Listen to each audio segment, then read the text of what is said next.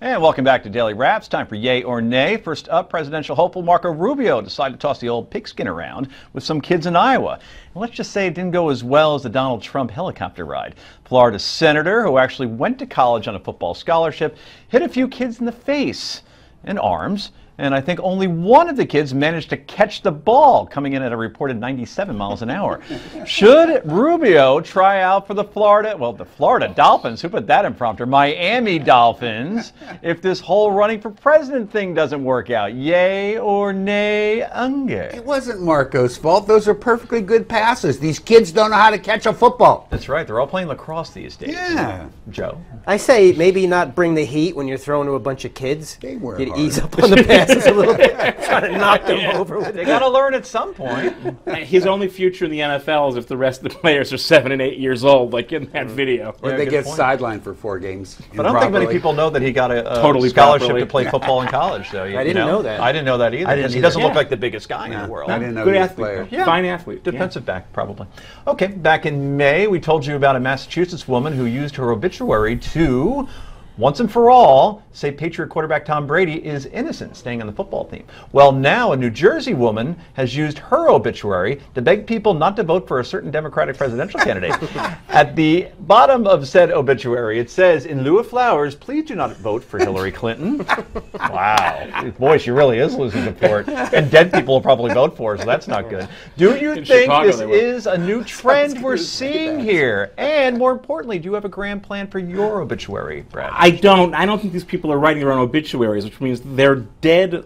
The dead's loved ones are politicizing the death. You want to pre-write your obit and include that? More power to you. You're going out, you're entitled. But I don't think your kids or your grandchildren or your spouse should use your death to make their political points. Joe, this is teed up for you, I'm sure, in some capacity. Well, I mean, we all, the joke's on her because the dead historically vote Democrat. That's Right. true. So I think it did say in lieu of Jennifer Flowers, though, I think was. So I think it may be, you don't want to misquote in your obituary. The wheels have come off this show. Rick, do you want to follow? It's Sure. like following the Beatles. I have no need for an obituary. As you recall, I have You're no immortal. intention of going anywhere. never done. That's right. It's going to be cybergenically frozen, like right. Austin Powers, I heard. The you know? brother wants to do And that. Walt Disney. Yeah. And Walt Disney, right. And Ted Williams. Okay. That's just ahead. Just Just that's all I need, baby. Just the head. Interesting. You're Never mind. 2142. I'll be doing the daily wrap with my great-great-grandson.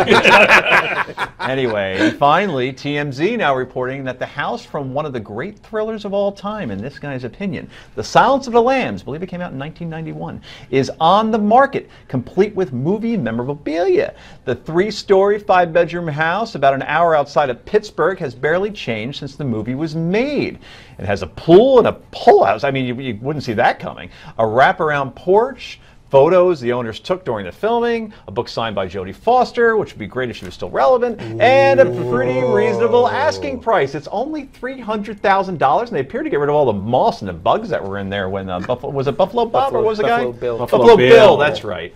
$300,000. That gets you a half a studio in Manhattan, so not a bad deal. Would you buy it despite everything that fictionally went on in that house, Rick Unger? No, I've been there, done that. I grew up about an hour away from Pittsburgh, so I've already lived it. Really? Yeah. Western PA? No, Eastern Ohio. Eastern Ohio, very good. Is the pit still in the basement? That's the I'd like to have people over for a little lotion in the basket. I don't know what's more horrifying is that it was the house from Silence of the Lambs or hour outside of Pittsburgh are both chilling statements. Oh no, Yeah. Pittsburgh's nice. Pittsburgh is invariably voted the most Youngstown is the place, man. desired city to live in outside of San Diego. That's right. Yeah, which you wouldn't expect. I agree No, with it's you, a Joe. great city.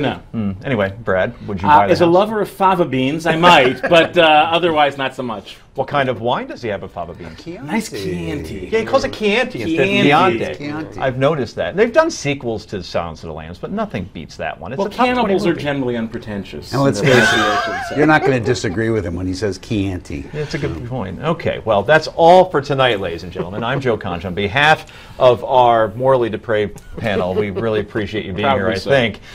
Thank you for joining Rick and me tonight. The Steve Malzberg Show. That's next. Steve has a tremendous show tonight, by the way. More on the Hillary email server, more on Donald Trump, everything that you want from Newsmax TV. That's next.